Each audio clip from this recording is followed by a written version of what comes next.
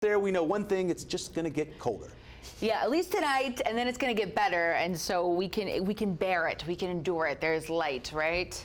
Maybe, yeah. You told me this earlier. Cold enough for snow. Don't I love backpedal now. Those big dendrites. I know. That's the sciencey term for those big snowflakes there that we saw in Michigan. Pretty. That would be nice. I love the snow, but the snow will be here soon enough. Just not tonight, obviously. We do have a freeze warning in effect for the entire region. Anywhere you see that deep purple, that is where the snow. The cold temperatures are expected.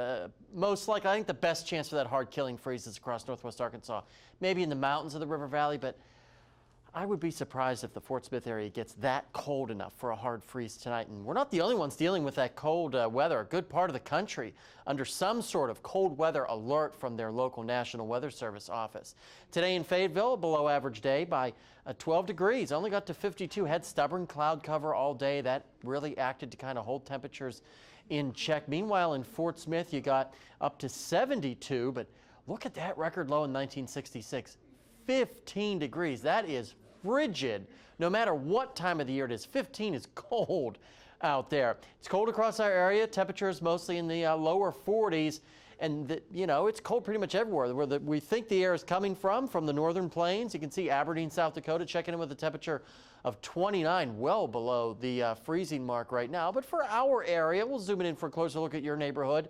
Lower 40s now across Carroll and Madison County, still hanging on to the mid to upper 40s across, western sections of Benton and Washington County. You get into the River Valley, we're still in the lower 40s, but you see here Lamar already down to 39 degrees. With those clear skies, radiational cooling will allow any heat to radiate back up into the atmosphere.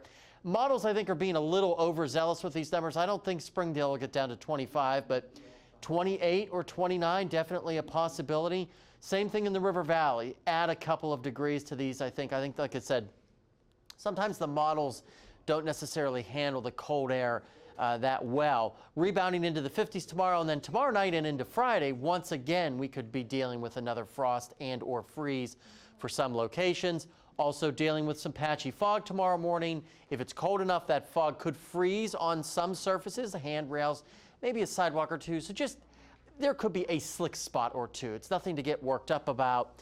Lows tonight, mostly, like I said, upper 20s and lower 30s. Rebounding tomorrow back up into the 50s. Now, the extended forecast is actually very nice. We'll have a couple of cold mornings, and then we'll rebound nicely. By the time we get to the weekend, mid to upper 60s, it'll actually probably feel a little bit warm out there before we watch another cold front that'll possibly bring us another chance for rain by the middle of next week.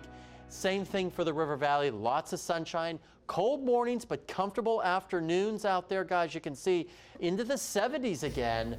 And then possibly by the end of next week, a pretty strong cold front will blast right back through and really cool us down. Jordan shaking her head no. Yeah, no thanks. We'll take the 70s, but you can hold on to those 30s and 40s. That's that. Wow. Yes, but the cold weather, of course, a reminder that basketball is right around the corner.